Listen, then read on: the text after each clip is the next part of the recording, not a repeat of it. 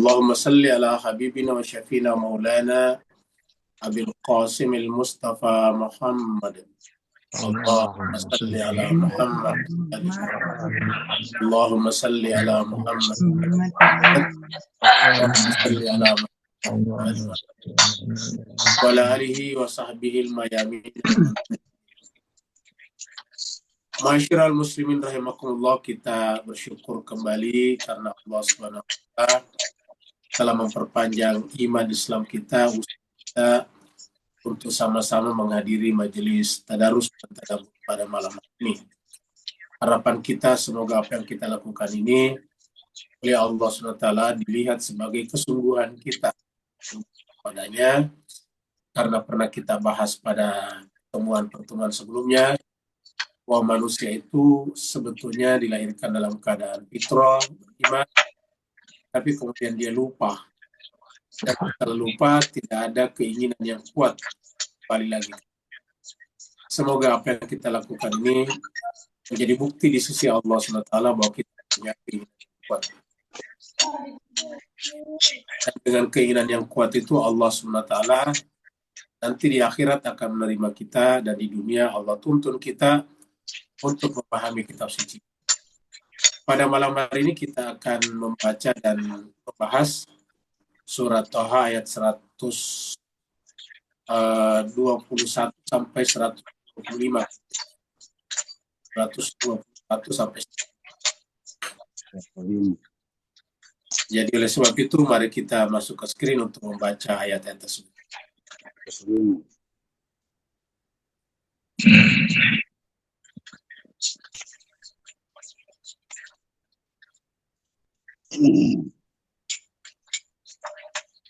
أعوذ بالله من الشيطان الرجيم.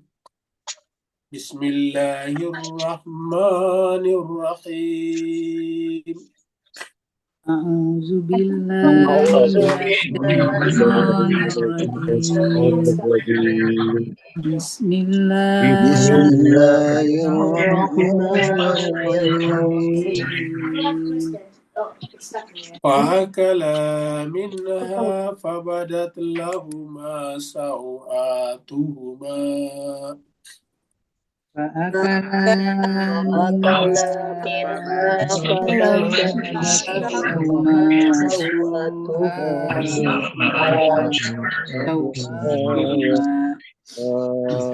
وطفقا يخصفان عليهما من ورق الجنة وطفقا يخسفان عليهما من ورق الجنة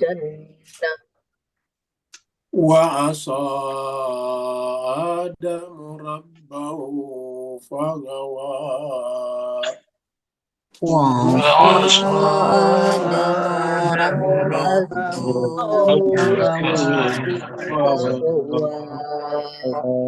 ثم اجتباه ربه فتاب عليه وهدى ثم اجتباه ربه فتاب عليه وهدى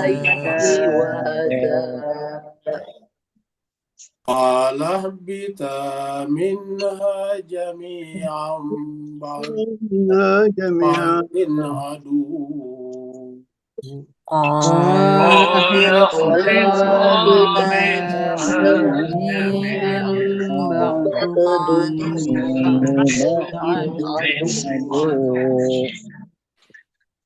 وإما يأتينكم مني هدى فمن اتبع هداي وإما يأتينكم مني هدى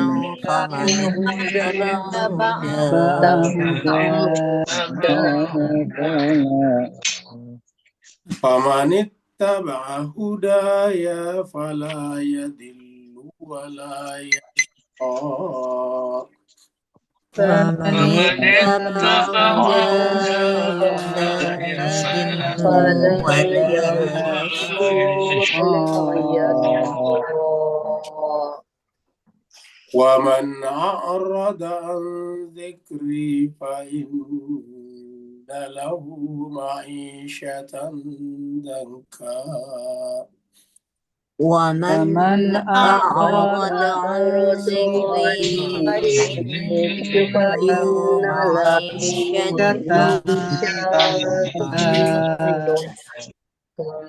ونحشره يوم القيامة أعمى ونحشره يوم القيامة أعمى قال رب لم حشرتني أعمى وقد كنت بصيرا قال رب لم حشرتني أعمى وقد كنت بصيرا صدق الله العلي العظيم صدق الله Telur lah, tak cukup lah lagi. Allahumma salli wa sallim wa barik ala rasulillah wa alihi ala rasulillah wa alihi Allahumma salli ala Muhammad wa ali Muhammad Allahumma salli Telur boleh Allahumma salli ala Muhammad wa ali Muhammad.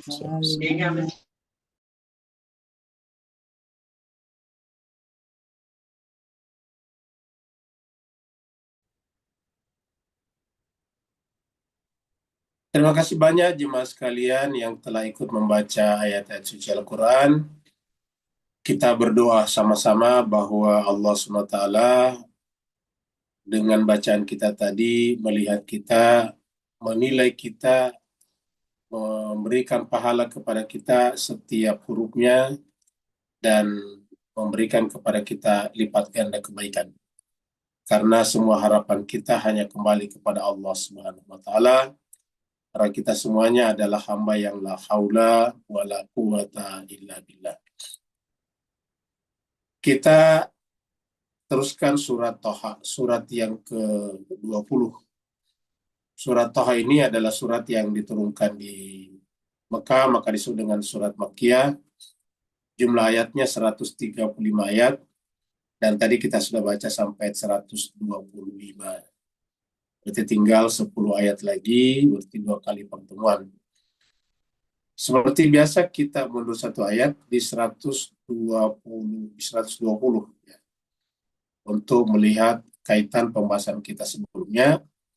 Dan seperti kita ingat pembahasan yang lalu hari Senin, kita bicara tentang Nabi Adam alaihissalatu wassalam dan pasangannya dan istrinya yaitu Hawa ketika ditempatkan di sorga, lalu kemudian datanglah iblis mempengaruhinya. Jadi di ayat 120 kita melihat bagaimana satu makhluk yang tadinya tidak mau sujud kepada Adam, padahal itu adalah perintah Allah, bukan kemauan, bukan keinginan daripada Adam sendiri. Jadi bukan keinginan, bukan kemauan daripada Adam, sehingga tidak berdasar, tidak beralasan kalau iblis murka kepada Adam. Karena Adam oleh Allah minta sujud kepadanya, bukan karena maunya Adam, tetapi perintah Allah. Kali dalam Al-Quran setiap kali Allah membicarakan ini selalu ada kata-kata iz amartuka, ketika aku perintahkan. Iz amartuka, ketika aku perintahkan kepadamu. Jadi bukan permintaan Adam, tapi permintaan Allah. Sebagaimana para nabi dan rasul tidak pernah membuat pengakuan sendiri bahwa dirinya adalah seorang nabi, seorang rasul. Selalu ada kata-kata qul di depannya, Berarti bukan maunya Nabi membuat pengakuan, tetapi perintah Allah Subhanahu wa Ta'ala. Tapi kemudian iblis tidak mengambil pelajaran dari kejadian ini, bahwa kemudian Allah melaknatnya, harusnya kemudian bertaubat, lalu kemudian memperbaiki dirinya. Alih-alih bertaubat, justru kemudian ingin melampiaskan amarahnya kepada Adam. Yang kita katakan tadi, amarah yang tidak berdasar. Maka kemudian iblis ini kemudian mempengaruhi kalangan jin dan manusia, dan jin dan manusia yang bersifat seperti iblis disebut dengan syaitan. Ayatnya berbunyi, A'udzubillahi minasyaitonirrajim, Bismillahirrahmanirrahim. Fawaswasa ilaihi syaitan. Lalu kemudian syaitan waswas. Kata waswas sebetulnya bukan hanya berbisik, tetapi sekaligus melahirkan ketidakpastian. Waswas. Kata waswas ini sudah menjadi bahasa kita. Waswas itu artinya ragu. Waswas itu artinya tidak yakin. Waswas itu artinya bingung, bimbang. Tidak jelas mana yang benar. Itu namanya waswas. Jadi membuat waswas itu artinya membuat ketidakpastian. Kata-kata waswasa, dia membuat ketidakpastian karena tadinya pasti. Jadi Allah menciptakan Adam dan Hawa atau manusia ini dengan kepastian, yaitu fitrahnya di depan Allah berkata, kami bersaksi bahwa Engkau adalah Tuhan kami. Jadi itu adalah yakin namanya. Tetapi datang iblis. Fungsinya iblis karena dia tidak punya kebenaran, maka bagaimana caranya mempengaruhi manusia atau Adam dan Hawa adalah dimulai dengan menciptakan ketidakpastian. Nah, setelah mereka terjebak atau masuk dalam ketidakpastian, baru masuk jurus-jurus berikutnya. Maka itulah yang dilakukan oleh iblis atau syaitan. Fawaswasa ilaihi syaitan, maka kemudian syaitan membuat waswas kepada Adam. Jadi ingat, hi-nya adalah Adam. Qala, seraya berkata, ya Adam, wahai Adam, hal adulluka ala syajaratil khuldi. Wahai Adam, inginkah aku tunjukkan kepadamu terhadap syajaratil khuldi, terhadap sebuah pohon yang kalau pohon itu kamu makan buahnya, kamu akan kekal. Ingat kata-kata ini. Kamu akan kekal. Itu kan kemudian terjadi pembalikan logika namanya. Nah, seakan-akan berarti kalau saya tidak makan, tidak kekal, kan begitu. Coba kita renungkan. Kalau saya tidak makan, berarti tidak kekal. Padahal Tuhan sudah mengatakan, kamu kekal dalam kenikmatan, dalam sorga. Tapi jangan dekati pohon ini. Nah, sekarang dibalik oleh syaitan, bahwa justru inilah pohon kekekalan.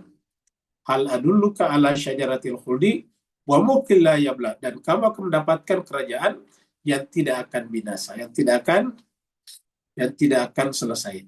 Sementara aslinya adalah di sorga itu ya abadi selama-lamanya. Tapi dengan kata-kata ini, nah berarti akan binasa di sana kalau tidak mengikuti iblis. Nah inilah jemaah sekalian, makanya iblis nanti menggunakan dunia ini untuk mempengaruhi manusia. Aslinya kalau kita penguasa di dunia itu pasti akan binasa, habis maksudnya. Tidak ada kekuasaan yang abadi di muka bumi ini. Begitu juga di bumi ini tidak ada kehidupan yang kekal. Yang kekal itu adalah di sisi Allah Subhanahu wa Ta'ala. Makanya nantinya banyak orang terpukau dengan dunia, seakan-akan dunia mengekalkannya, pengen berkuasa seakan-akan kekuasaannya itu tidak binasa selamanya. Sekarang kita masuk pada ayat baru.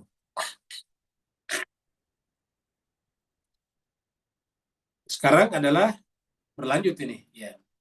Akhirnya kemudian Adam dan Hawa terpengaruh dengan bujuk rayu iblis itu.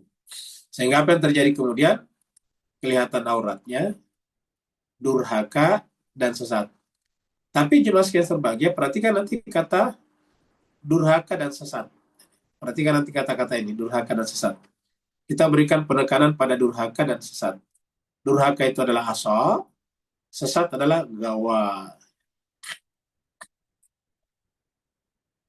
Fa'akala, maka kemudian keduanya memakan. Perhatikan jemaah sekalian, dalam kaidah bahasa Arab, ini kata akala, keduanya memakan. Dari mana keduanya muncul? Dari sini. Dari matnya nih. Sini ada alif atau mat. Jadi kalau kita lingkarin ini mat namanya nih ya.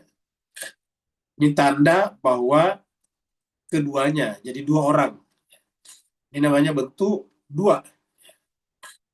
Ini namanya bentuk musanna, bentuk dua. Keduanya memakan. Jadi tandanya ada matnya di sini. Keduanya memakan. Jadi dua-duanya. Minha daripada pohon itu tadi.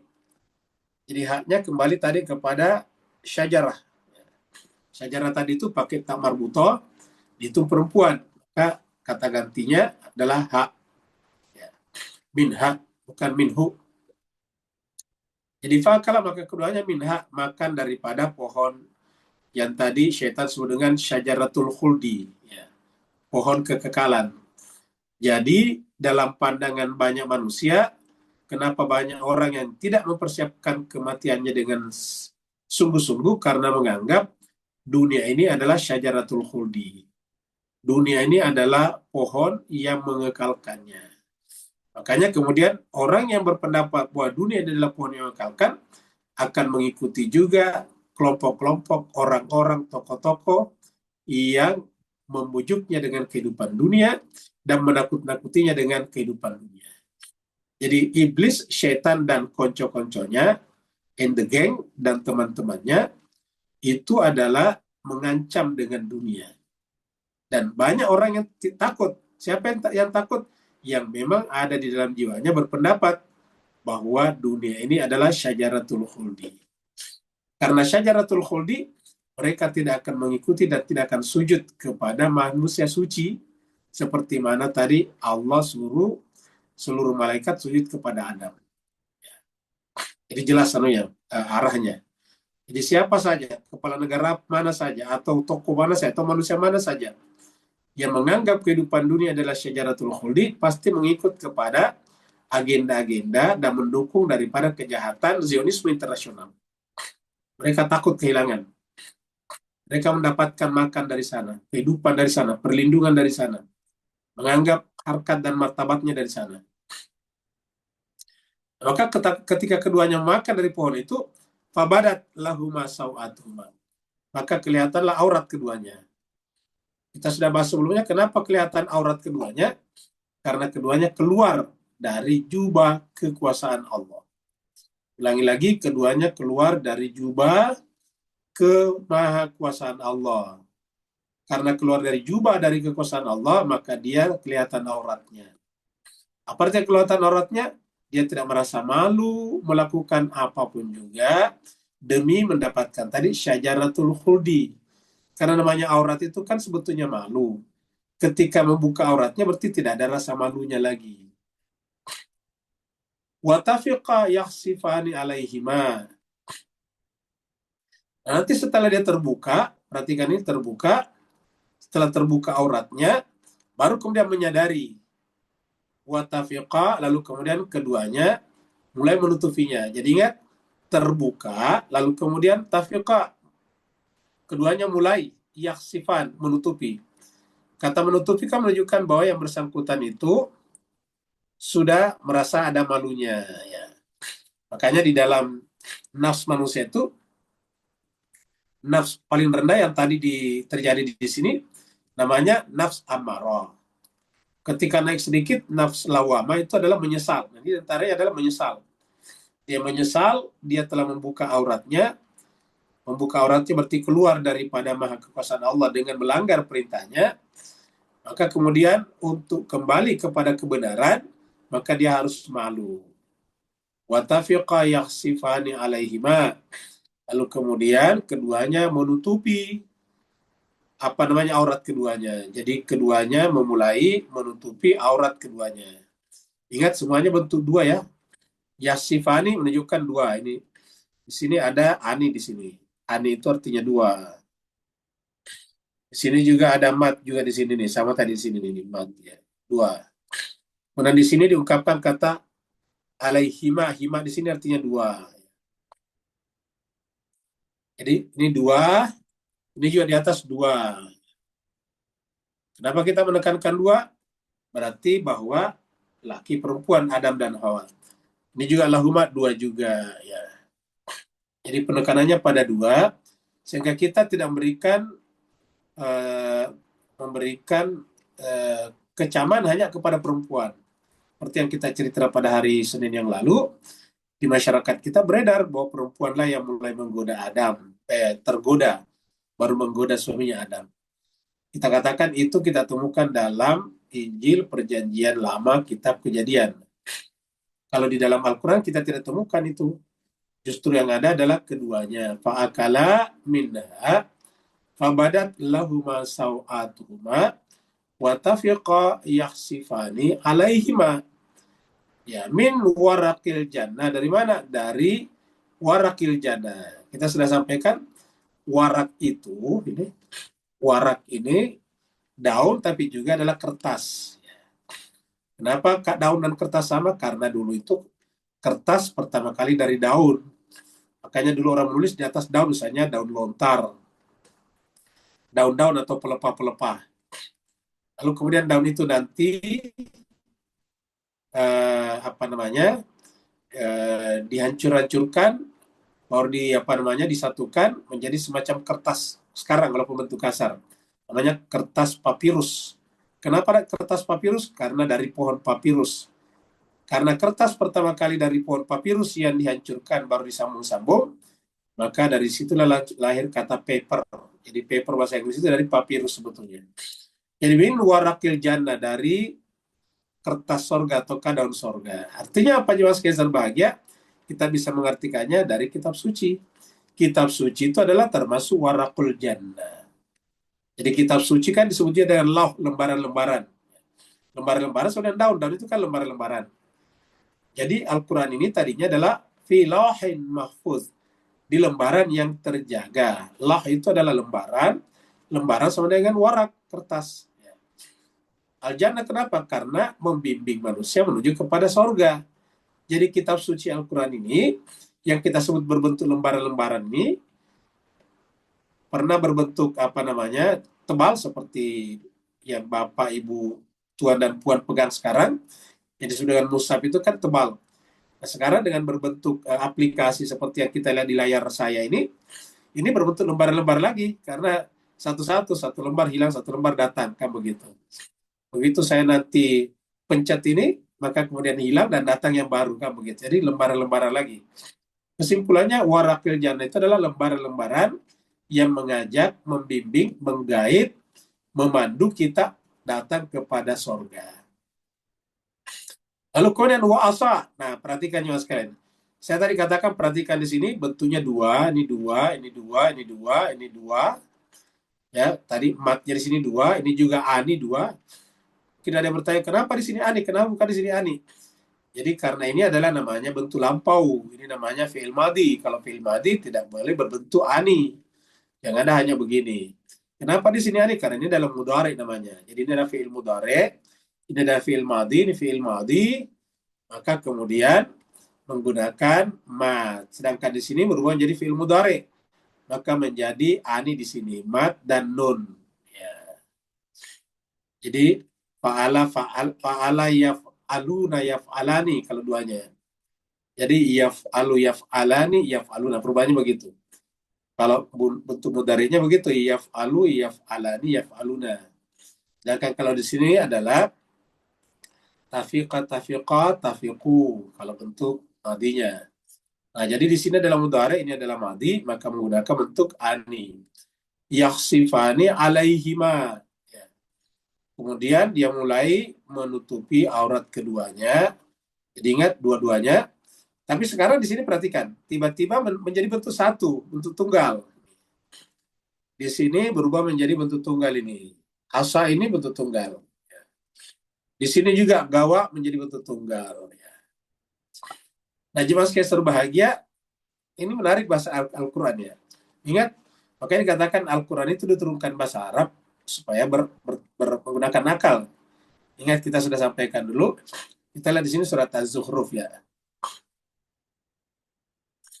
Surat Az-Zukhruf. Ayat 2 ini, ayat 3 ini. Allah berfirman, Inna ja'alnahu Qur'anan Arabiyya. Sungguhnya kami menjadikan Al-Quran itu sebagai bacaan atau Quran Arabian berbahasa Arab. La'allakum agar kalian yang mengimani Al-Quran ini taqilu menggunakan akalnya. Jadi Quranan Arabian di sini satu paket, Quran yang berbahasa Arab, dengan begitu kalian menggunakan akal. Artinya bahwa bahasa Arab ini lebih sesuai dengan akal manusia. Alur-alurnya, gramatikanya. Ini kita temukan juga di surat Yusuf. Kita ketemu juga di surat Yusuf. Ini juga ayat 2. Az-Zukhruf tadi ayat 3 nih. Inna anzalnahu Qur'anan Arabia. Kalau tadi kan ja'alnahu, kali anzalnahu. Kami itu sungguhnya kami menurunkan Al-Quran itu sebagai bacaan Qur'anan Arabia, berbahasa Arab. La'allakum taqilun, mudah-mudahan menggunakan akalnya. Ini kata-kata memahami adalah akal ini ya. Ingat, kita kembalikan ke bahasa aslinya. Taqil itu dari kata ain, qaf, lam. Taqilun akal. Mudah-mudahan kalian menggunakan akalnya. Jadi mudah-mudahan kalian menggunakan akal. Nah, kenapa jemaah sekalian berbahagia? Nah, karena kita lihat di sini. Ya, ingat dalam bahasa Melayu, bahasa Indonesia, itu kalau satu orang yang melakukan perbuatan, 2 orang, 3 orang sama saja. Makan, 1 orang makan, 2 orang makan, banyak orang makan kan sama aja. Ya. 1 orang makan, 2 orang makan, 3 orang makan sama saja. Ya. Bahasa Inggris juga begitu. Paling bedanya kalau orang ketiga present, itu adalah menggunakan S, misalnya he eats, ya. She eats. Tapi yang lain sama saja. Mereka eats, ya. 2 orang itu eat, sama saya eat, ya. 1 orang eat, 2 orang eat, ya. 3 orang eat juga. Bedanya kalau orang ketiga 1 disebut dengan eats, ya, pakai makan, pakai S, ya. Nah, jadi cuma sekali tapi kalau bahasa Arab beda. Nah, ingat, perhatikan juga sekali, bahasa Arab beda. Kita lihat tadi ini, kalau 1 orang makan, akala. 2 orang makan, akala. Banyak orang makan, akalu. Sama dengan di sini. 1 orang mulai, tafiqa. Maaf, 1 orang mulai, tafiqa. 2 orang, tafiqa. Banyak orang, tafiqu. Nah, gitu. Kalau mudhari'nya, 1 orang tadi, yaksifu. Kemudian 2 orang, yaksifani. Banyak orang, yaksifuna. Nah, begitu. Jadi berbeda bahasa Arab. Nah, untuk apa ini kita tahu di sini? Asa di sini tunggal. 1 orang. Siapa 1 orang itu? Ya, Adam. Sini juga gawa 1 orang. Kenapa perlu ini jemaah sekalian? Bahwa dalam perbuatan ini, kalau kita lihat ini, yang dihukum adalah Adam, bukan perempuan, laki-laki. Ya, coba kita lihat jemaah sekalian. Jadi kan berarti tidak benar kalau perempuan yang memulai. Karena kalau perempuan yang memulai, tentu di sini harusnya Hawa di sini, pasangannya di sini. Ya. Tapi ini adalah Adam yang dihukum di sini. Maka durhakalah Adam kepada Tuhannya dan tersesatlah. Dan durhakalah Adam kepada Tuhannya, maka tersesatlah dia. Gawa di sini 1. Ya. Jadi Adam pun tersesat kepada Tuhannya. Di sini juga kata Adam cuma dia. Biasanya kan dikatakan dan pasangannya. Seperti dalam surat Al-Baqarah dikatakan, ya Adam uskun anta wa zawjuka, kan disebutkan anta wa zawjuka. Walaupun dipanggil Adam, ya Adamu uskun anta wa zawjuka jannata. Wahai Adam, tinggallah engkau dan pasanganmu, diulangi, tapi di sini enggak. Ya. Jadi coba lihat jemaah sekalian apa namanya kaidah bahasanya di sini.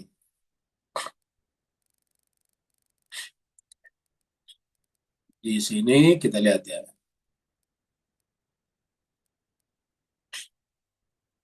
Nih, ayatnya 35 ini ya. Surat Al-Baqarah surat 2. Wa qulna, dan kami berfirman, ya Adam, ya Adam, yang dipanggil Adam, tapi disebutkan di sini. Uskun, tinggallah, anta, engkau, wa zawjuka, dan pasanganmu di sini. Anta wa zawjuka, engkau dan pasanganmu. Al-jannata, di dalam surga, ya, di jannah. Jadi ingat, anta wa zawjuka. Ya, harusnya kan di sini bisa juga wasa adamu rabbahu wa zawjuhu, kamu gitu. Ya. Bisa saja wasa adamu rabbahu wa zawjuhu. Ya. Maka kemudian Adam dan pasangannya durhaka kepada tuannya. Fagawaya, lalu kemudian keduanya tersesat. Harus ada matnya di sini, fagawaya, ya. Kalau dia dua orang tersesat, tapi ini cuma satu. Nah, ini penting untuk menunjukkan bahwa penanggung jawab semuanya itu adalah laki-laki. Penanggung jawab itu sebenarnya laki-laki, ya. Makanya jemaah sekalian berbahagia, ada yang berpendapat bahwa kalau di bulan Ramadan itu laki dan suami istri itu kan tidak boleh berhubungan kalau di siang hari berpuasa. Tapi kalau terjadi pelanggaran, maka yang dihukum adalah laki-lakinya saja. Ya, ada yang berpendapat seperti itu. Apa sebabnya? Berdasarkan ayat ini. Ya. Yang durhaka, yang sesat adalah Adam. Nah, inilah jemaah sekalian berbahagia, kita berikan tekanan berkali-kali ini menunjukkan Al-Quran itu jauh hari sebelum manusia sekarang berbicara tentang emansipasi perempuan. Al-Quran sejak turun pertama kali sudah memberikan emansipasi kepada perempuan, memberikan kedudukan yang tinggi dan mulia kepada perempuan. Kalau kemudian perempuan sekarang direndahkan itu oleh seakan-akan oleh Islam, itu karena beberapa atau sebagian daripada ustadz ulama yang lebih banyak, lebih suka merujuk kepada hadis daripada Al-Quran. Nah, ketika hadis itu dirujuk tapi tidak sejalan dengan Al-Quran, sebetulnya hadis itu kalau jadikan Al-Quran sebagai patokan kebenaran, otomatis sudah keliru. Ya. Harusnya kan Al-Quran kebenaran tertinggi. Maka harusnya kesahihan hadis itu berdasarkan Al-Quran, bukan berdasarkan manusia. Ya. Kita menghormati orang ahli hadis, pengumpul hadis seperti Imam Bukhari, Imam Muslim, Imam Tirmizi, Abu Daud, dan sebagainya. Tapi mereka kan tidak ada jaminannya dalam Al-Quran. Bukan manusia suci, bukan maksum. Dengan demikian, kriteria kesahihannya ya tentu relatif. Lalu apa kriteria kesahihan hadis? Ya Al-Quran. Karena Al-Quran adalah patokan segala-galanya. Ingat, Al-Quran adalah patokan kebenaran. Al-haqqu min rabbik fala takun minal mumtarin. Nah, ini kita sampaikan jemaah sekalian berbahagia untuk mempertegas betapa Al-Quran itu harusnya menjadi yang tertinggi daripada segala-galanya. Kita lihat surat Al-Maidah di sini. Al-Maidah yang berbicara juga tentang anaknya Adam, yaitu Kabil dan Habil. Coba kita lihat sini ayat 27. Watlu alaihim naba abnai Adama, dan ceritakanlah kepada manusia naba'a, berita cerita ibnai Adam, dua orang anak Adam, bil haqi, dengan cerita yang benar, yaitu berdasarkan kitab suci. Il qarraba, ketika keduanya mendekatkan diri. Qarraba itu mendekatkan diri. Kurbanan, dengan pendekatan diri yang yang sesungguhnya. Qarraba itu mendekatkan diri. Ya. Fatuk, lalu kemudian menjadi kurban. Jadi kurban itu mendekatkan diri kepada Allah melalui takwa. Fatukubbila min ahadima, lalu kemudian Allah salah satu daripada keduanya diterima kurbannya. Walam yutaqabbal minal akhar, dan tidak diterima dari yang satu. Qala, lalu kemudian yang satu yang tidak diterima kurbannya marah. Yang kemudian yang dikenal dengan nama Kabil. La'aqtulanak, saya akan membunuh kamu. Nah, itu dia. Menunjukkan dia tidak bertakwa, karena yang salah dirinya, Habil tidak bersalah, kok Habil yang mau dibunuh. Kan itu peraturan bukan dari Habil, tapi dari Allah. Sama dengan iblis tadi. Peraturan sujud kepada Adam bukan dari Allah, bukan dari Adam, tetapi dari Allah. Ya, peraturan bahwa korban hanya diterima melalui takwa itu dari Allah, bukan dari Habil. Tapi kenapa dia marahnya kepada Habil? Nah, sampai mengancam la'aqtulannak. Nah, itu menunjukkan bahwa dia memang tidak benar. Qala, lalu kemudian berkatalah Habil, innama yataqabbalullahu minal muttaqin. Diulangi oleh Habil bahwa Allah SWT hanya menerima korban dari orang yang bertakwa. Makanya kalau kita berkorban nanti ini harus takwa duluan. Karena dikatakan lan yanalallaha luhumuha wala dimauha walakin yanalu taqwa minkum. Sama sekali tidak akan sampai kepada Allah darah dan dagingnya kurban itu, tetapi yang sampai kepada Allah adalah takwanya. Walakin yanaluhu taqwa minkum. Kita teruskan. Lalu kesimpulannya kemudian Kabil membunuh saudaranya. Jadi kita percepat ke sini. Fatawa'at lahu nafsuhu. Lalu kemudian dia memperturutkan keinginan hawa nafsunya. Tawa'at itu menginginkan, walaupun sebetulnya itu bertentangan dengan akal sehat. Maka menggunakan kata tawa'at. Makanya juga sebenarnya kalau sholat sunat itu biasanya juga tatawu. Ya. Karena tahu-tahu karena dipaksakan, karena ini bukan wajib. Ya. Sukarela. Nah, berarti sebetulnya ini bukan panggilan fitrah, itu membunuh orang. Tapi dia paksakan dirinya nih. Fatawat lahu nafsu, jiwanya memaksa dirinya untuk melakukan itu. Itu apa? Qatl akhi, untuk membunuh saudaranya, yaitu Habil. Faqatalahu, dan benar-benar dia membunuhnya. Fa'asbaha, setelah membunuhnya baru dia merugi. Fa'asbaha minal khasirin. Rugi, kenapa? Dia akan mendapatkan hukuman dari Allah. Faba'athallahu buraba yabhathu fil ardi liyuriyahu kaifa yuwari saw'ata akhihina. Ini muncul kata saw'at di sini. Lalu kemudian Allah mengirim faba'atha, Allah bangkitkan buraba, burung gagak, yabhathu fil ard. Di sini artikan menggali. Ya, bisa saja menggali untuk memberikan contoh. Tapi kata kayak yabahat bisa saja berarti melakukan pencarian. Liuriyahu kaifa, untuk memperlihatkan kepada Kabil bagaimana yuari. Yuari itu artinya menutupi. Sawat di sini artikan mayat. Sawat itu sebetulnya adalah sama tadi dengan aurat saudaranya. Di sisi di sisi Kabil ini adalah aurat, karena itu membuat dia menjadi sangat merugi dan malu. Sehingga kemudian dia mencari bagaimana caranya menyembunyikan. Qala, lalu kemudian dia berkata, ya wailata ajaztu an akuna. Alang celakalah aku. Kenapa saya tidak melakukan seperti an akula mislah hadal gurab, seperti yang dilakukan oleh burung gagak ini. Dan seterusnya. Kesimpulannya juga sekalian berbahagia. Fa'uwari, lalu kemudian aku menutupi sawata, jasad, mayat akhi, saudaraku. Fa'asbaha minan nadimin, baru dia menjadi menyesal. Nah, penyesalan datang belakangan. Tapi apa menarik di sini jemaah sekalian? Di sini kita tunjukkan bahwa orang yang durhaka, orang yang melanggar, maka derajatnya lebih rendah daripada hewan ternak. Nih, perhatikan. Di tempat lain dikatakan kal an'am balhum adal, bakal lebih sesat lagi nih. Lebih buruk daripada burung gagak. Jadi ayat ini menjelaskan kepada kita, bagi orang yang durhaka kepada Tuhannya dan sesat, maka dia, burung-burung itu lebih mulia daripada dirinya. Ingat, burung-burung lebih mulia darinya. Dan terbukti dalam Al-Quran itu beberapa kali Allah menggunakan burung. Di sini burung gagak. Di dalam cerita Nabi Sulaiman burung hud-hud. Ya. Di dalam cerita Mekah yang mau dirusak oleh Abraha, burung ababil. Coba kita lihat. Jadi dalam Al-Quran sering menggunakan kata-kata itu untuk menunjukkan bahwa hewan-hewan itu jauh lebih mulia daripada manusia apabila manusia itu masuk kategori yaitu asa wagawa. Kenapa? Karena dia tidak keluar, ya, kelihatan auratnya, keluar dari jubah kebesaran Tuhannya. Begitu keluar dari jubah kebesaran Tuhannya, dia keluar. Dia nampak, ya, dia menjadi menyatu dengan makhluk-makhluk yang ada di sekitarnya, sehingga kemudian dia menjadi kelihatan auratnya.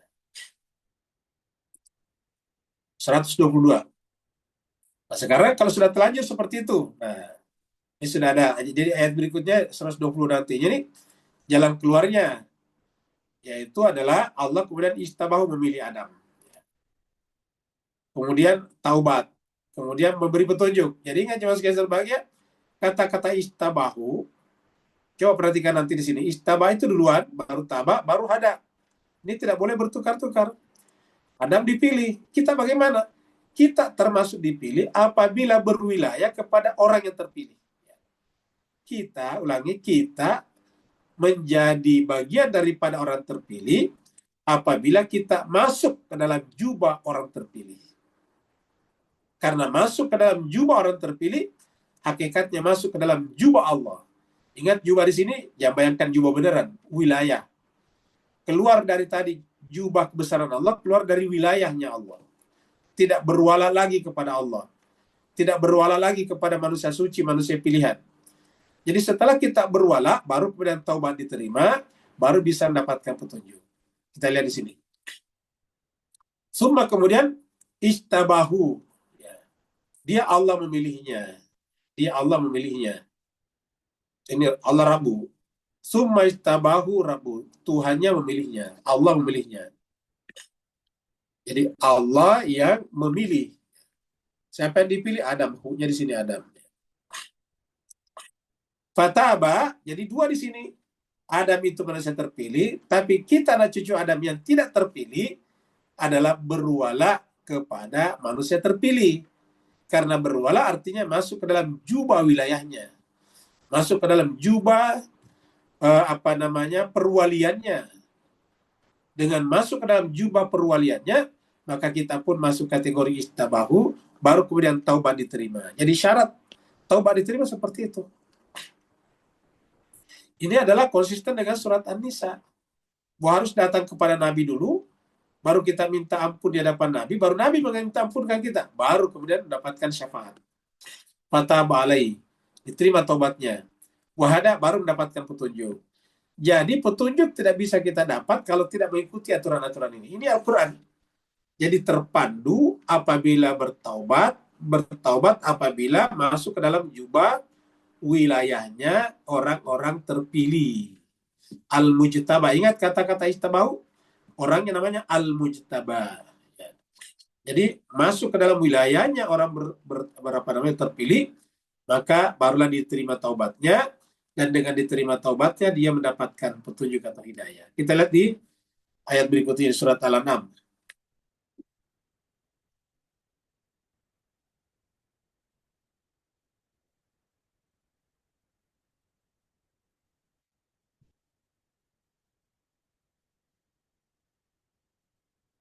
Wa min abaihim. Ya. Siapa yang maksud dengan min abaihim? Kalau kita naik ke atas ini 86, ini berbicara tentang Nabi Ismail dan nabi-nabi yang lain. Ingat kata Ismail ada di sana. Ya. Kalau kita naik ke 86, ini ke 87 ya. Kita naik ke 86. 86 ini. Ya. Nah ini dia.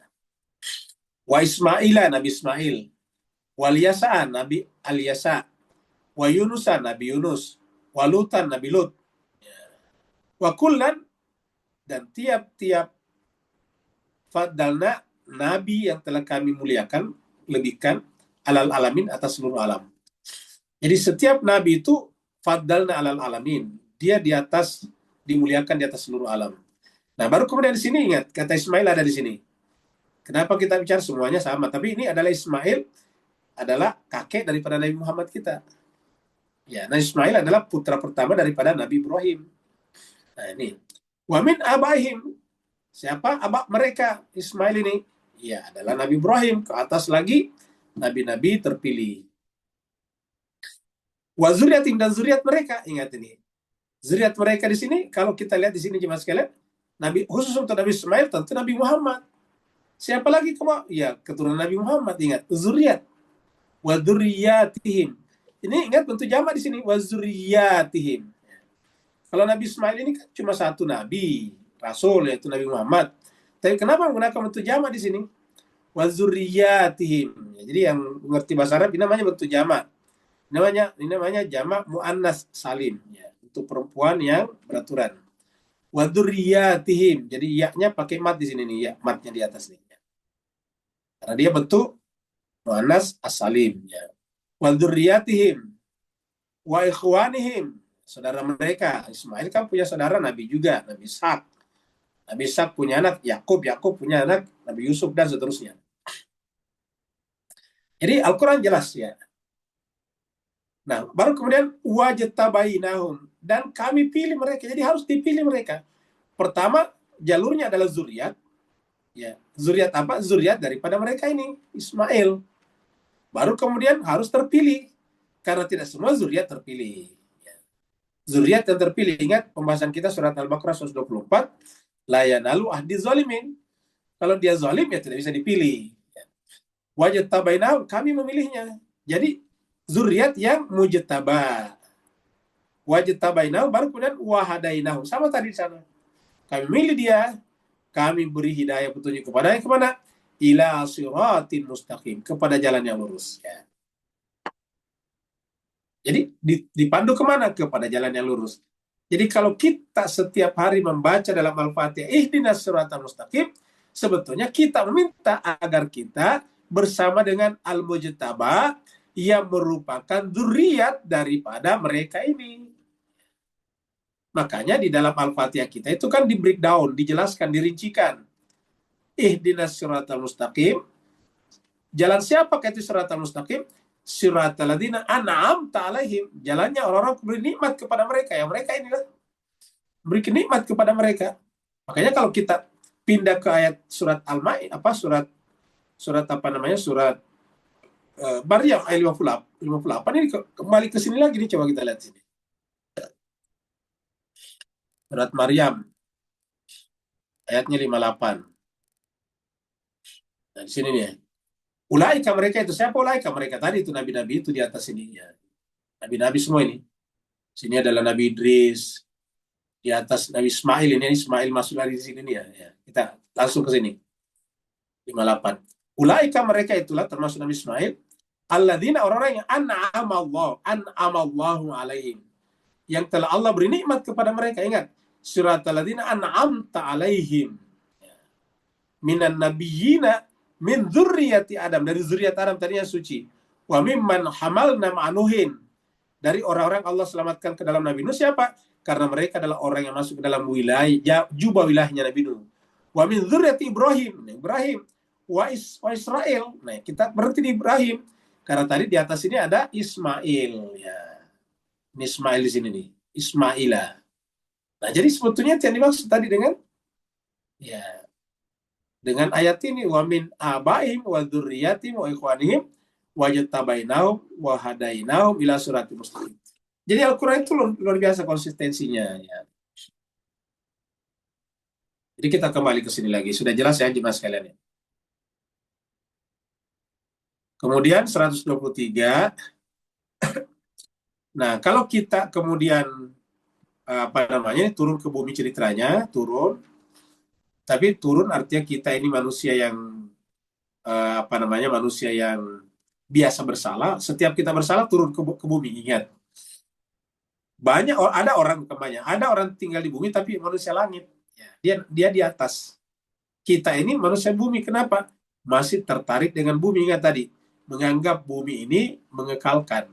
Setiap kita menganggap kehidupan ini mengekalkan dan terpukau dengannya, lalu itu menunjukkan bahwa kita itu manusia bumi. Kita masih di bawah. Bisakah kita naik ke atas? Bisa. Ya, setelah tadi turun ke bumi, bisa naik ke atas lagi. Yang pertama mengikuti hidayah, petunjuk. Nah, siapa yang mengikuti petunjuk ini, maka dia tidak sesat, dan dia tidak celaka, dan itu syarat mutlak untuk mendapatkan keamanan dunia dan akhirat. Ya. Qala, lalu kemudian Allah berfirman, ihbita, turunlah kalian berdua.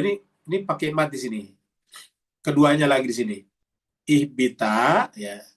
Turunlah kalian berdua minha daripadanya. Apa hanya di sini? Dari sorga? Bisa juga. Minha dari mana lagi? Dari kondisi kondisi manusia langit. Jamiah semuanya. Makanya para nabi rasul yang aslinya manusia bumi, manusia langit itu turun ke bumi diutus. Itu diutus. Kalau yang lain kan diturunkan. Kalau dia itu diutus. Maka kemudian kata-kata Allah membangkitkan. Ya. Dalam Al-Quran dikatakan, huwaladzi ba'atha, ataukah arsala rasulahu. Arsala itu mengutus. Kalau kita ini kan diturunkan. Qalah bita minha jamia. Turunlah kalian berdua minha daripadanya semuanya. Ingat, ba'dukum li ba'din adu. Selama kalian masih seperti itu, pasti bermusuh-musuhan.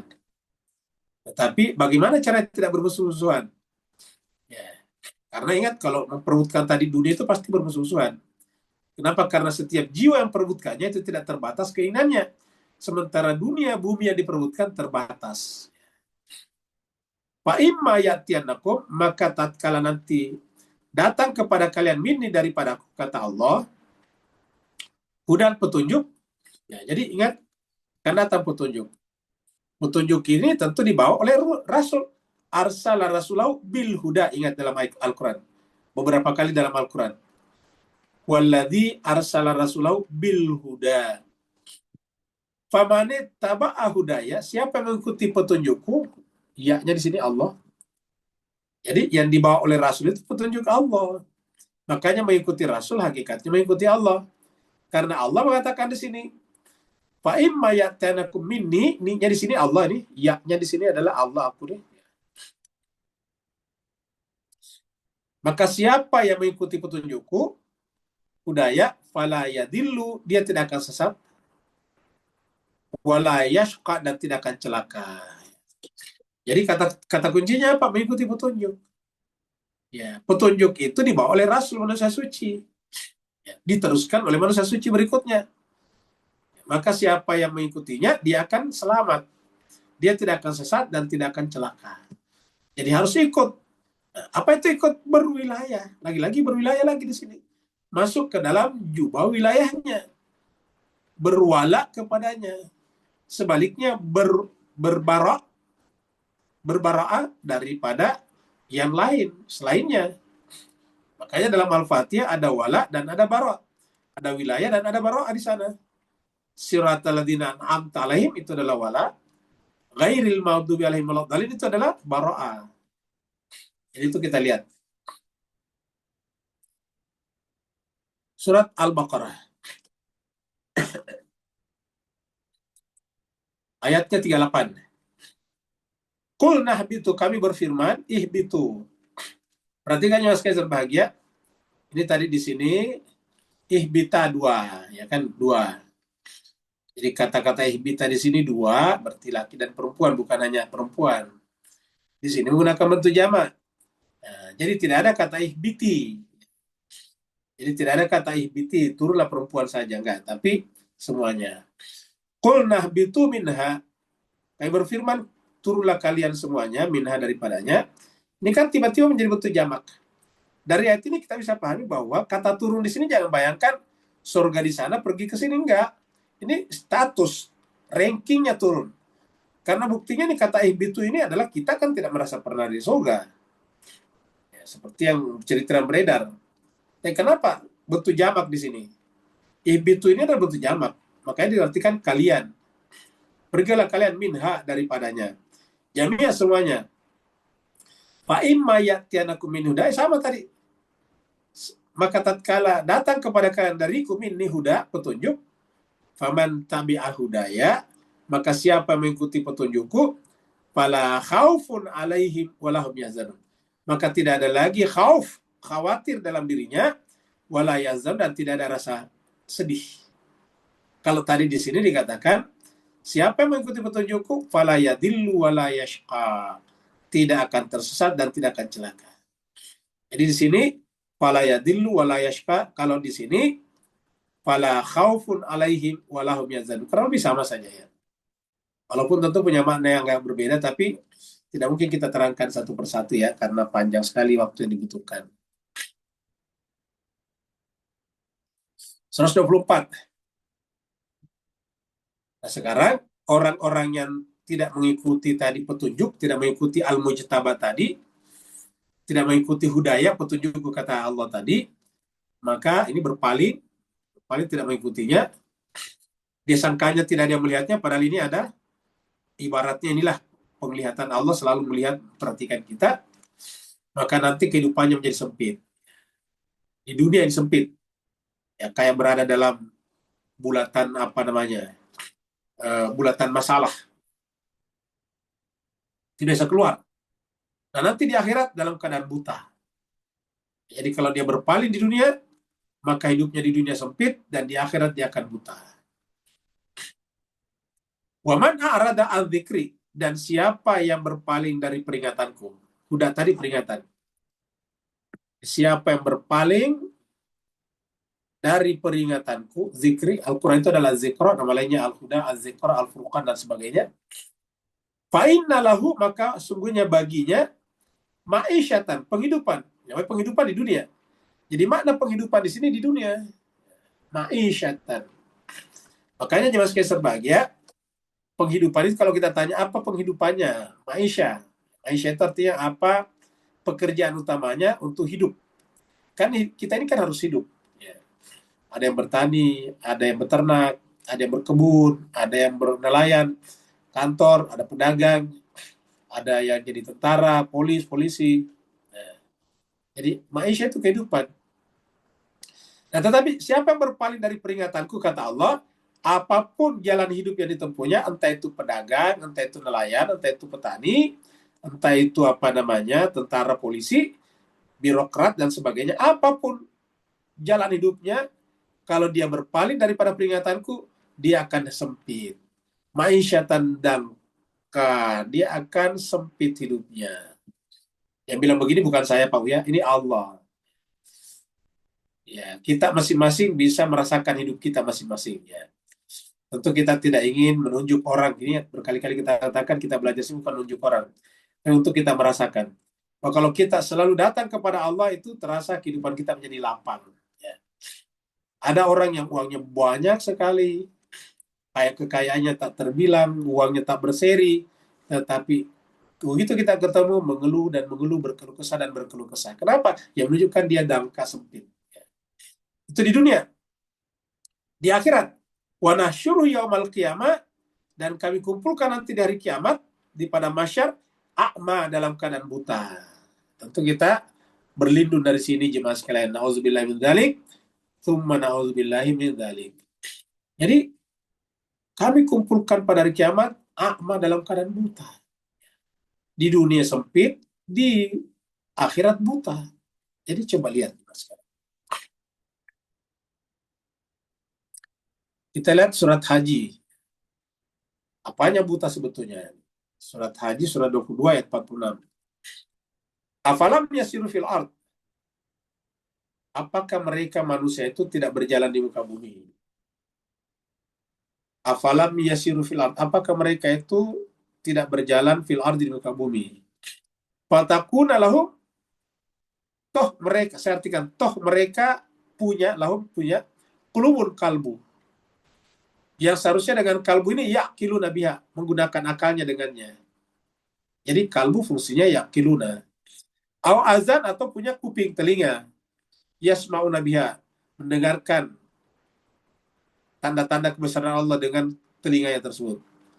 Fa innaha la ta'mal absar, maka sesungguhnya la ta'mal absar, bukanlah mata kepalanya yang buta. La ta'mal buta.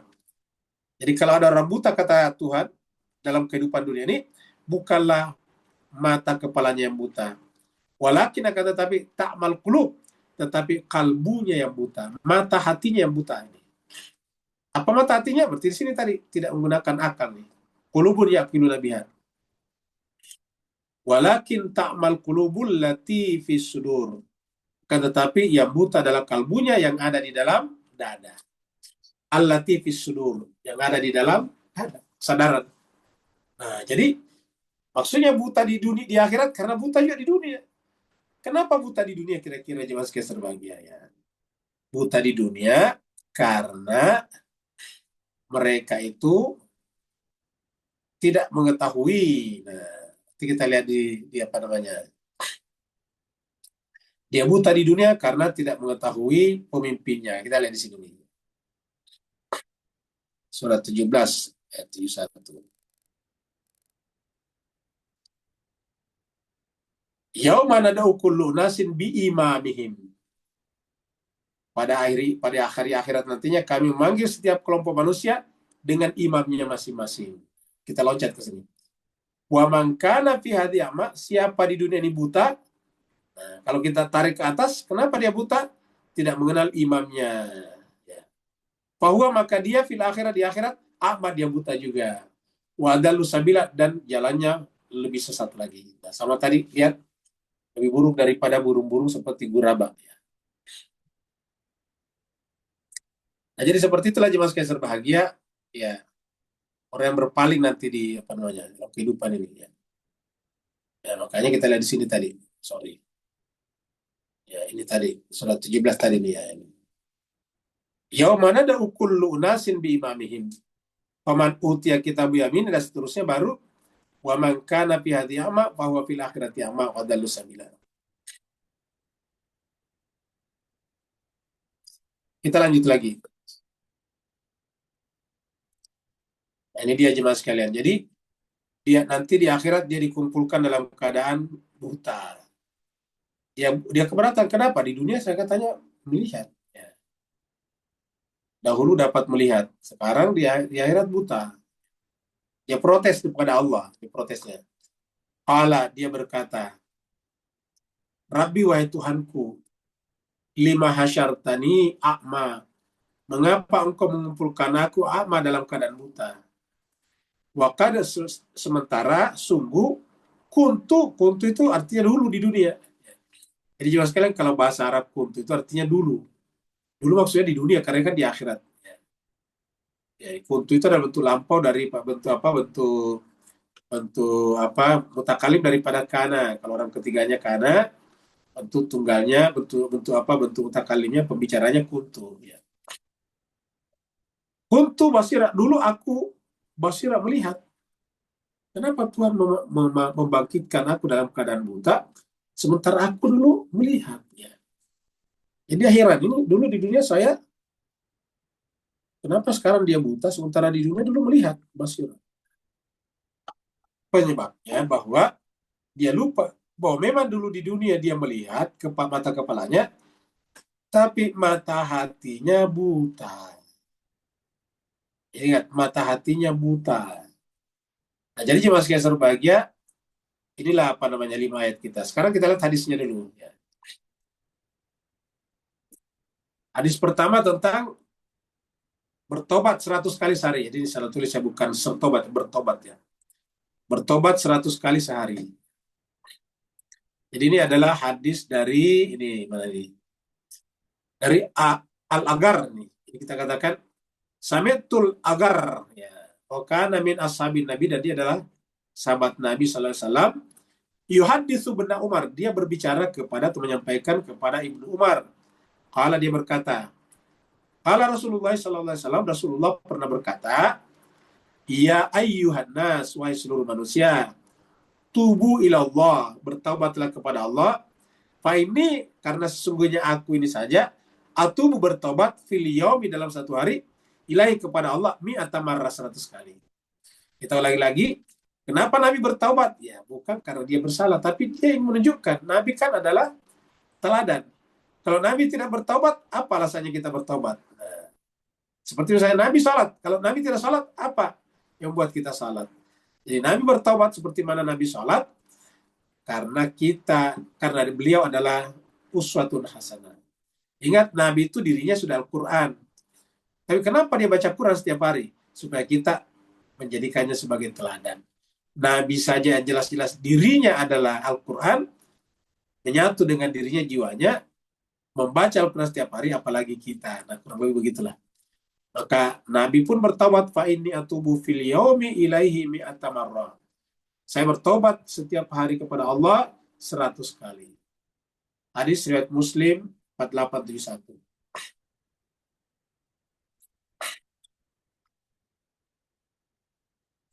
Kematian sebagai peristirahatan.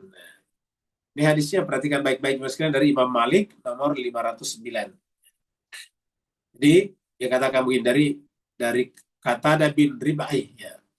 An Abi Qatada Abu Qatada bin Rib'i annahu kana yuhaditsu, dia berbicara bahwa Rasulullah sallallahu alaihi wasallam, anna Rasulullah sallallahu alaihi wasallam murra alaihi bi janazatin ya. Lewat kepadanya jenazah ya. Jadi lewat padanya jenazah, lewat di depan Nabi jenazah. Faqala, lalu kemudian Nabi berkata setelah melihat jenazah itu lewat, mustarihun wa mustarahun minhu. Ya. Ada yang istirahat, ada yang teristirahat. Nah, ini. Mustarihun dan mustarah beda. Ada yang istirahat dan ada yang teristirahat. Ada yang istirahat, Mustarih itu dari kata istirahat.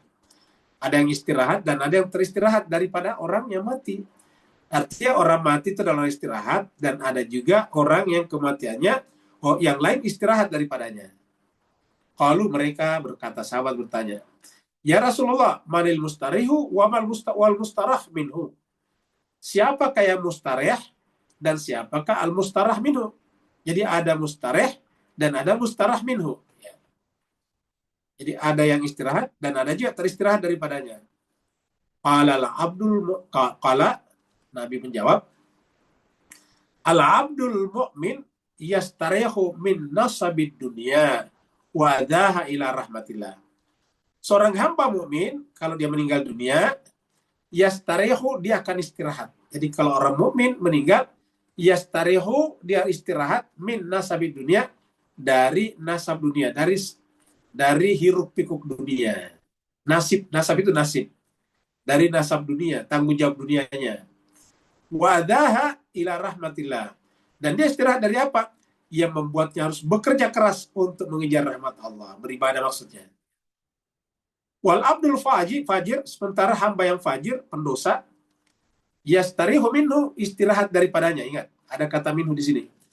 Istirahat daripadanya al-ibad. Maksudnya, hamba-hamba yang lain, manusia yang lain, istirahat daripadanya. Istirahat dari apa? Dari gangguannya. Wal bilad, negara juga istirahat daripada gangguannya. Wasyajar, pohon-pohon juga istirahat daripada gangguannya. Wadawab, hewan-hewan melata juga istirahat daripadanya. Kenapa? Orang itu hidup mengganggu sesama, merusak negara, menghancurkan pohon-pohon, merusakkan hewan-hewan. Karena kematiannya, maka orang-orang, hamba-hamba, makhluk dan pohon-pohon itu istirahat daripada gangguan tangannya. Jadi beginilah yang namanya mati, ada mustareh dan ada mustarahum minhu. Mudah-mudahan ya sekalian kita berdoa kepada Allah, kematian kita adalah al-mustareh dan bukan al-mustarahum minhu.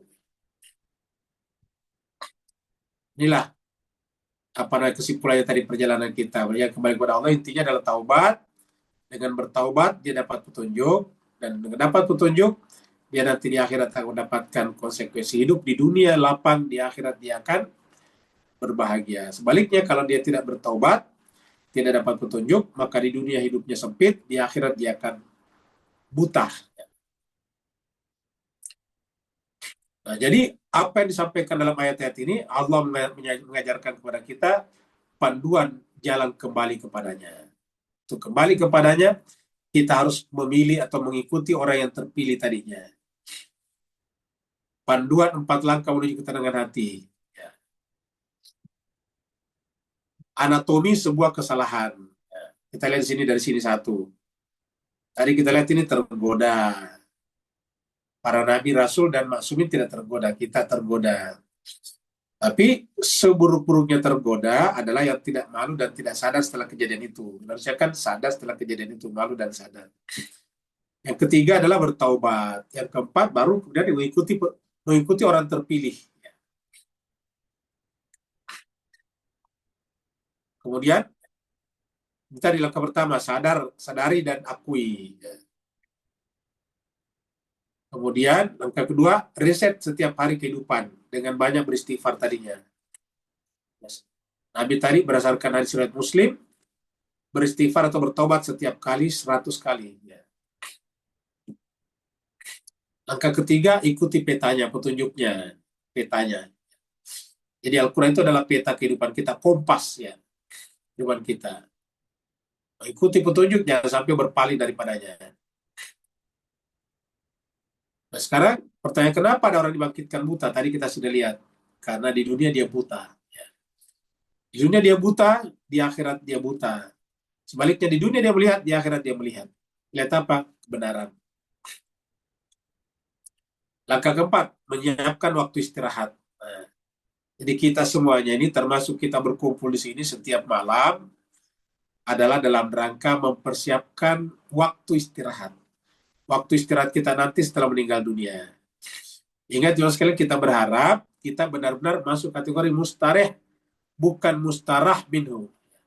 Tapi kalau orang itu tidak mempersiapkan mustarehnya, maka justru di akhirat dia akan tersiksa, menderita, sehingga dia tidak istirahat. Tidak bisa istirahat. Akhirat bukan tempat istirahat baginya. Justru kematiannya orang istirahat dari gangguannya. Siapa yang sebenarnya beristirahat? Nah, kita lihat tadinya ini. Ada dua.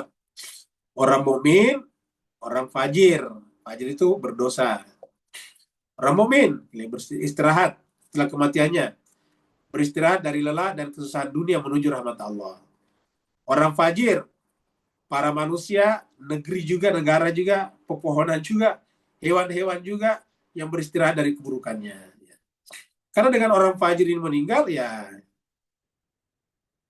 apa namanya, hewan-hewan yang dikandangi dan tidak dikasih makan dengan baik, sudah terlepas daripada siksaannya. Tumbuh-tumbuhan yang gampang dibabat olehnya sekarang terbebas daripada tangannya. Begitulah seterusnya. Negara juga selama ini dirusak, dihancurkan olehnya, sekarang sudah istirahat daripadanya. Jadi kalau kita simpulkan peta perjalanan jiwa, pertama, ini kita manusia biasa nih. Manusia biasa itu bikin salah. Kalau Nabi dan Rasul kan tidak startnya dari bikin salah. Kalau kita bikin salah. Setelah bikin salah, taubat 100 kali. Setelah itu ikuti petunjuk. Kalau ini kita ikuti, nanti insya Allah kita istirahat dengan damai di sana. Jadi Bapak, Ibu, Tuan dan Puan, kita di sini berkumpul di sini walaupun melalui Zoom adalah dalam rangka mempersiapkan tempat istirahat kita di sana. Makanya kita di sini walaupun sering mengingatkan pentingnya orang membaca Al-Quran, mentadabburi Al-Quran, kita tidak berkepentingan. Mereka ikut atau tidak ikut itu bukan urusan kita. Kenapa ya?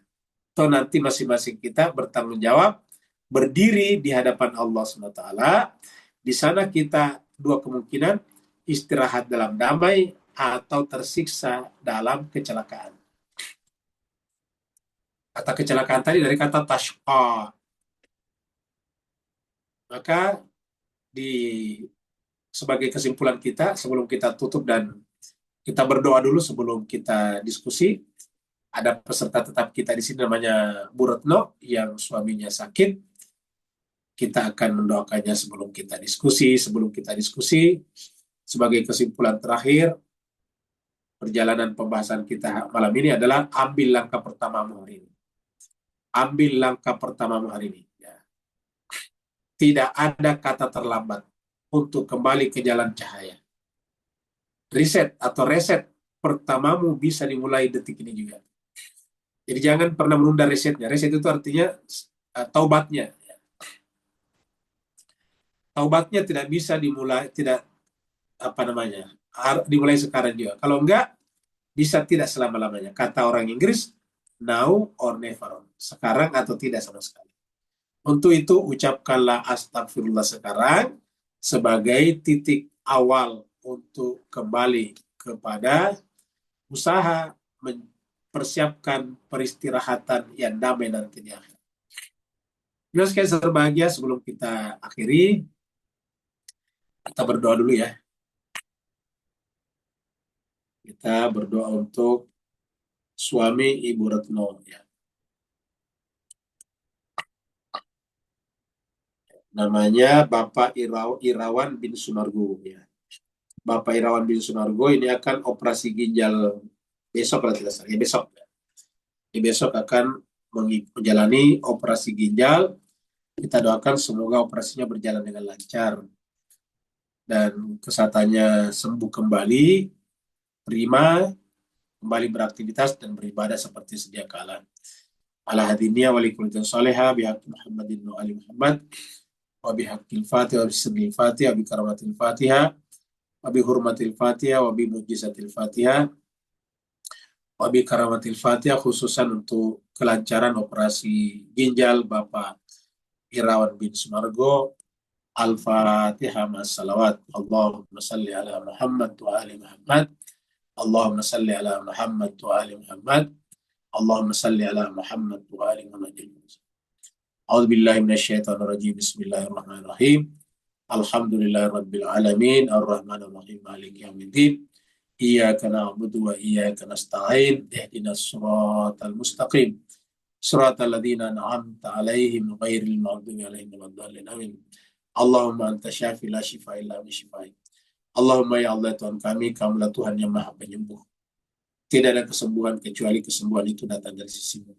Kami mohon kepadamu ya Allah untuk suami dari jemaah kami, suami daripada Ibu Retno, Bapak Irawan bin Sumargo yang sedang sakit dan akan mengikuti menjalani operasi ginjal besok.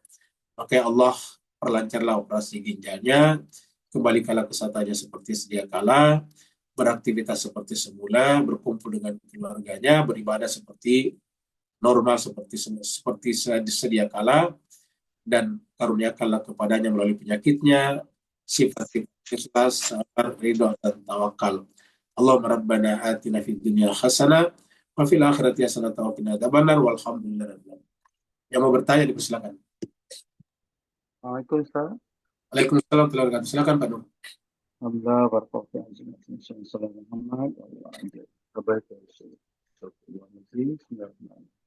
Tak kembali pada teguran ayat 20 120 kan tentang wasa ilaihi syaitan.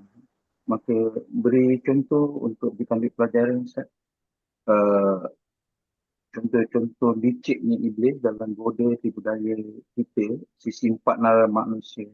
Contoh pada nalar bayani, jadali, burhani dan irfani. Apa-apa yang mahu jelaskan. Nah, jadi jemaah sekalian berbahagia, jadi kita sudah lihat ini kan diabadikan dalam Al-Quran. Bahwa syaitan tindakannya itu was-was, membuat kita was-was. Jadi sebetulnya yang namanya kebenaran itu kan meyakinkan, aslinya. Karena namanya kebenaran ya kebenaran. Kebenaran itu tidak ada penjelasannya. Kalau ada penjelasannya berarti tidak meyakinkan. Jadi sebetulnya keberadaan Tuhan itu tidak butuh penjelasan. Ya. Yang perlu menjelaskan yang mengatakan Tuhan tidak ada. Ya. Yang perlu yang butuh penjelasan adalah orang yang mengatakan Tuhan tidak ada. Kalau Tuhan ada itu sebetulnya gampang, ya, tidak perlu dibuktikan. Karena kita yang berbicara ini ada menunjukkan dia ada. Kita ini kan tidak mungkin ada di sini kalau tidak ada yang mengadakannya. Dengan demikian itu meyakinkan. Itu dari sisi filosofis. Dari sisi agama, Al-Quran kan sudah dikatakan. Sebelum kita diberi kesempatan untuk masuk ke alam dunia ini, atau istilahnya tadi, sebelum kita diberi kesempatan turun ke dunia ini, ditanya dulu, alastu birabbikum. Nanti kalau di dunia, tergoda nggak kira-kira gitu? Yakin nggak dengan saya sebagai Tuhan? Atau jangan-jangan kau menganggap kehidupan dunia itu adalah kekal. Kamu tergoda oleh pohon-pohon khuldi, kamu gitu, syajaratul khuldi. Kamu tergoda dengan kerajaan-kerajaan yang kamu menganggap itu adalah tidak akan binasa. Kita mengatakan bala syahidina. Kami Tuhan bersaksi bahwa kami tidak akan tergoda. Kira-kira gitu. Jadi meyakinkan.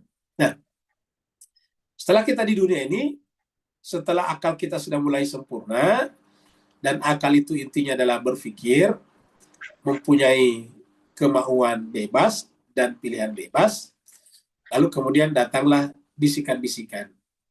Bisikan-bisikan dalam hati kita itu sebetulnya bukan dari akal pikiran kita, dari hawa nafsu kita. Nafsu kita lah yang ingin berkuasa lama, yang ingin memiliki semua yang ada di muka bumi. Ini kan hawa nafsu. Itu bisikan. Nah, bisikan-bisikan itu namanya syaitan. Ya. Mulailah kita kemudian tidak yakin bahwa waswasal syaitan. Ya. Nah, pertanyaan bagaimana caranya menghentikan was-was ini? Ya. Kita kembali mengaktifkan fungsi daripada akal. Ingat. Lagi-lagi fungsi daripada akal. Fungsi daripada kalbu tadi. Ingat. Tadi kan dikatakan kalbu itu adalah diantaranya fungsi akal. Gitu. Kita lihat tadi di sini. Ya. Tadi kita lihat di sini bahwa diantaranya itu adalah fungsi kalbu itu adalah akal. Surat 22 tadi di sini ada dia. Ini surat haji tadi dia. Jadi ingat tadi di sini kata-kata qulubun yaqiluna biha. Di antara fungsi kalbu ini adalah yaqiluna biha. Nah, cuma sekali serbagia, maka kita aktifkan kembali aplikasi platform kalbu kita. Yaqiluna ini diaktifkan, ada 4 tahapan-tahapannya. Yang pertama sekali adalah bayani, akal bayani atau nalar bayani. Kita menghafal, kita tahu semua segala sesuatunya. kita berinteraksi, kita tahu yang namanya alam semesta, kita tahu yang namanya astronomi, kosmologi, dan sebagainya. Itu namanya bayani. Kemudian setelah itu kita harus menghubungkan satu bagian dengan bagian lain dalam apa yang kita temukan dalam kehidupan ini. Dicari hubungan-hubungannya, namanya jadali. Ya, jadali logika. Naik ke situ. Jadi supaya apa? Supaya kita tidak gampang tertipu tadi oleh was-was syaitan tadi ini, supaya tidak gampang tertipu oleh was-was ini, syaitan. Jadi kalau sudah mulai jadali, nah itu sudah mulai tidak tertipu. Dari mana asalnya ya? Karena tadi kita tahu jika maka kamu gitu. Itu kan logika. 3 tambah 3, 6. Itu kan jika 3 tambah 3 berarti 6. Kamu gitu. Itu adalah namanya jadali. Nah, bahkan lebih jauh lagi kita naik lagi. Ini pentingnya belajar. Kita naikkan lagi kualifikasi atau quality daripada nalar kita menjadi nalar burhani. Apa itu burhani? Tahu hakikat segala sesuatu. Ya.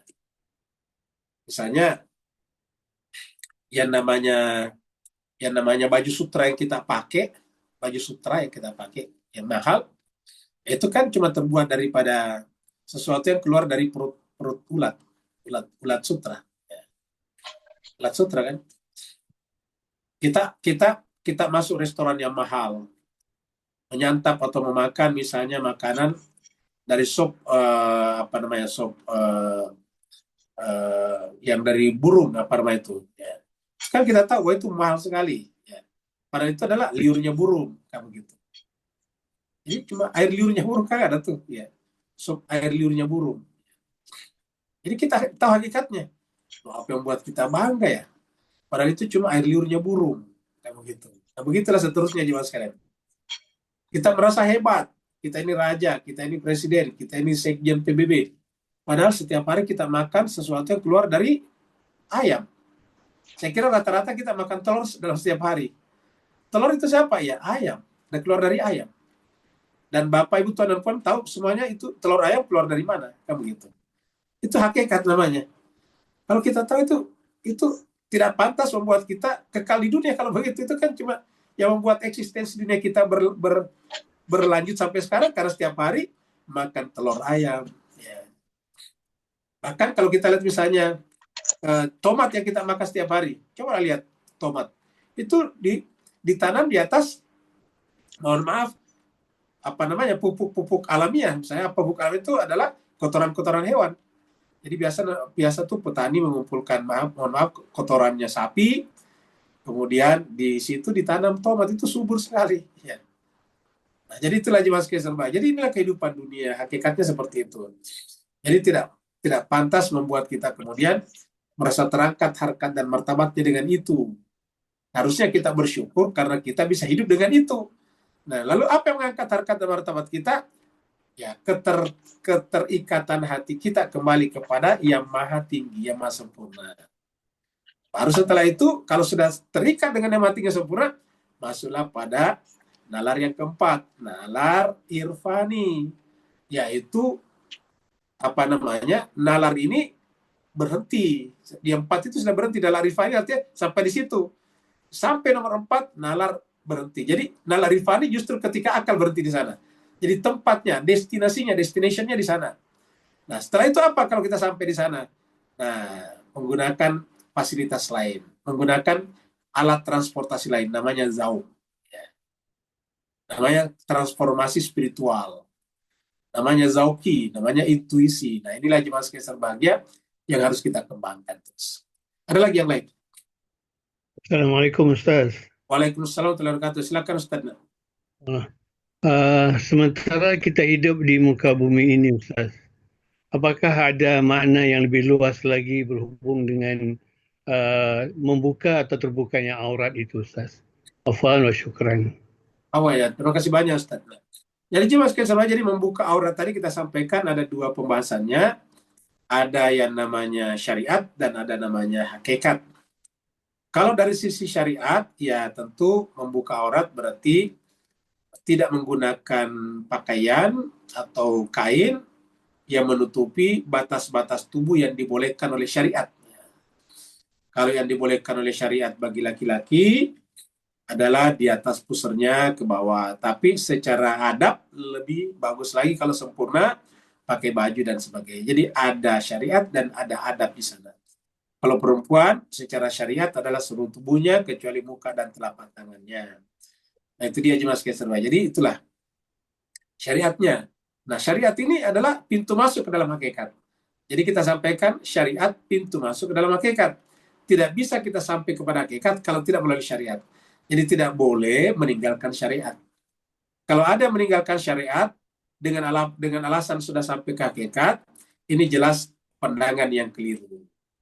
Karena manusia yang paling sempurna adalah Nabi, Rasul, wanita paling suci adalah orang seperti Maryam, orang seperti Asia, tetapi mereka semuanya juga masih mengikuti syariat. Nah, dengan demikian, orang yang mencapai derajat paling tinggi pun tetap bersama dengan syariat. Jadi syariat tidak bisa ditinggalkan, justru syariat itu adalah harus masuk dari situ, baru sampai kepada hakikat. Nah, kalau sudah sampai pada hakikat, apa itu aurat? Aurat itu adalah setiap satu pun kesadaran kita yang tidak bersama dengan Allah, maka itu adalah aurat. Setiap satu kesadaran kita luput dari Allah, namanya lalai, gaflah. Kegaflaan itulah yang disebut dengan ibarat bagian tubuh yang terbuka. Bagi kita yang sudah terbiasa pakai syariat, pakai menutup aurat tubuh, begitu kelihatan sedikit itu kan malu sekali. Coba lihat ibu-ibu yang sudah terbiasa menutup auratnya, begitu karena ada angin terbang itu langsung tutup. Kenapa? Malu sekali. Nah, begitulah juga harusnya aurat batin kita. Aurat batin kita apa? Yaitu gaflah, lalai daripada Allah Subhanahu wa taala. Jadi sesedikit apapun kita lalai, maka itu sama dengan atau ibarat aurat yang terbuka. Karena aurat kita secara batin adalah ketika kita masuk ke dalam jubah wilayahnya Allah SWT. Jubah wilayah Allah itulah yang disebut dengan takwa, dan takwa itu adalah sebaik-baik pakaian. Ya. Libasu takwa khairul lakum. Pakaian takwa itu yang terbaik bagi kalian. Orang berhaji pun juga fatazawwadu inna khairaz zadi taqwa. Berbekalah kalau ingin pergi berhaji, sebaik-baik bekal adalah takwa. Ada lagi yang lain? Syukran. Afwan Ustaz Naya. Kalau tidak ada lagi, berarti kita akhir sampai di sini. Terima kasih banyak atas perhatian Bapak Ibu sekalian. Mohon maaf atas segala kekurangan. Walafu minkum. Wassalamualaikum warahmatullahi taala wabarakatuh. Waalaikumsalam warahmatullahi wabarakatuh.